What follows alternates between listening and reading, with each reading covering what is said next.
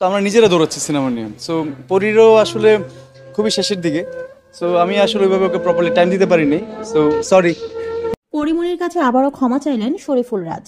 তবে রাজের অপরাধ এতটাই বেশি যে তিনি ক্ষমার যোগ্যই নন, যে কারণে রাজকে আবারও ফিরিয়ে দিলেন পরিমণি।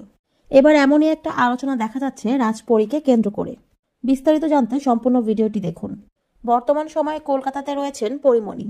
তবে হতাশা কাটিয়ে ছেলে রাজ্যকে নিয়ে বিভিন্ন জায়গায় আনন্দময় সময় কাটাচ্ছেন তিনি, যার কিছু চিত্র সময়ের সাথে সাথে প্রকাশ করে যাচ্ছেন এই চিত্রনায়িকা। মন্তব্য রয়েছে, সঙ্গী যদি ভালোবাসার জায়গায় প্রতিনিয়ত কষ্টই দেয় তাহলে সঙ্গীহীন থাকাই শ্রেয়। অর্থাৎ দর্শকদের এই মন্তব্যের মাঝে এটাই বোঝানো হয়েছে, পরীর লাইফে আর দরকার নেই পরকীয়া খ্যাত নায়ক শরীফুল রাজের। তবে গতকাল থেকে একটা আলোচনার সম্মুখীন হয়েছেন রাজপরী। মন্তব্য রয়েছে, পরিমণির কাছে আবারও ক্ষমা চাইলেন শরীফুল রাজ। কেননা ছেলের প্রতি ভালোবাসা দেখিয়ে গতকাল একটি পোস্ট দিয়েছেন রাজ, যেখানে তিনি লিখেছেন শাহিন মোহাম্মদ রাজ্য, এবং শেষে একটা লাভ ইমোজি দিতেও দেখা গেছে। অর্থাৎ তার স্ট্যাটাসে এমনটাই বোঝা যায় পরীর সাথে সম্পর্ক না থাকলেও রাজ্য তার সন্তান। তাই ছেলের সুস্থতায় অনেকটাই আনন্দিত শরীফুল রাজ। তবে মূল কথা হচ্ছে, রাজ্যের প্রতি রাজের এমন ভালোবাসা আর অ্যাকসেপ্ট করবেন না পরিমণি।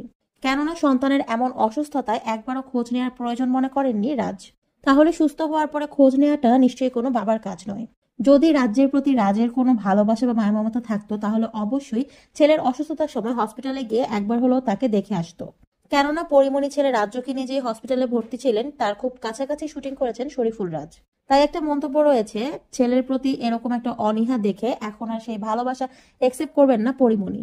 তবে এ বিষয়ে যদি আপনাদের কোনো মতামত থাকে তাহলে অবশ্যই কমেন্ট বক্সে জানিয়ে যাবেন।